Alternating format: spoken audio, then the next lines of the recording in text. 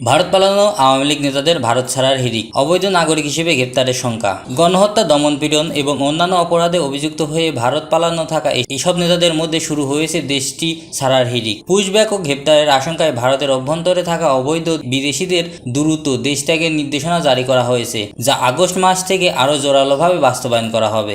এই নির্দেশনার পরিপ্রেক্ষিতে অনেক আওয়ামী লীগ নেতা দেশে ফিরতে সাহস পাচ্ছেন না, কারণ তাদের বিরুদ্ধে গ্রেপ্তারের সংখ্যা প্রকট হয়ে উঠেছে। এদিকে 50 জনেরও বেশি নেতা ইউরোপ এবং আমেরিকার উদ্দেশ্যে পাড়ি জমিয়েছেন এবং বাকিরাও সেসব দেশে পালানোর জন্য তৎপর হয়ে উঠেছেন। তবে দলীয় প্রধান শেখ হাসিনা ভারতে আশ্রয় নেওয়ার সব নেতাদের দেশে ফিরে যেতে নির্দেশ দিয়েছেন। তার স্পষ্ট হুঁশিয়ারি, আগামী 2 মাসের মধ্যে যারা দেশে ফিরবে না তাদের আটক করে দেশে ফিরিয়ে আনা হবে এবং আইনের আওতায় আনা হবে। সরকার এবং আন্তর্জাতিক সহযোগিতার মাধ্যমে চতুর্থমুখী চাপ সৃষ্টি করে এদের দেশে এনে দ্রুত বিচারের ব্যবস্থা নিশ্চিত করার পরিকল্পনা গ্রহণ করা হয়েছে।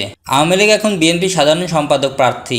লক্ষ্মীপুরে কমলনগর কর্মী হিসেবে আওয়ামী লীগের দলীয় কার্যক্রমে নিয়মিত অংশগ্রহণকারী হারুনুর রশিদ এবার বিএনপির ওয়ার্ড কমিটিতে সাধারণ সম্পাদক প্রার্থী হওয়ার অভিযোগ উঠেছে। রোববার 18 মে উপজেলার মিল্লাত একাডেমিতে নির্বাচন গ্রহণ করা হবে। এই ঘটনায় বিএনপি তৃণমূল কর্মীদের মাঝে ক্ষোভ বিরাজ করছে। বিএনপি সূত্র জানায়, এর আগে 12 মে হারুনের প্রার্থিতা বাতিলের জন্য প্রতিদ্বন্দ্বী জাহাঙ্গীর আলম লিখিত অভিযোগ করেন। অভিযোগটি লক্ষ্মীপুরের 4 রামগতি ও কমলনগর আসনের সাবেক সংসদ সদস্য ও কেন্দ্রীয় বিএনপির সহশিল্প ও বাণিজ্য বিষয়ক সম্পাদক এবিএম আশরাফ উদ্দিন নিজাম, কমলনগর বিএনপির আহ্বায়ক গোলাম কাদের, সদস্য সচিব নুরুল হুদা চৌধুরী ও যুগ্ম আহ্বায়ক দিদার হোসেনের কাছে দেওয়া হয়। অভিযোগে হারুনকে আওয়ামী লীগের নেতা উল্লেখ করা হলেও তার বিরুদ্ধে কোনো পদপদবি নিশ্চিত করা হয়নি। আওয়ামী লীগের মিছিল মিটিংয়ে অংশ নেওয়ার কোনো ছবি বা ভিডিও দেখাতে পারেননি বলে জানিয়েছেন উপজেলা বিএনপি।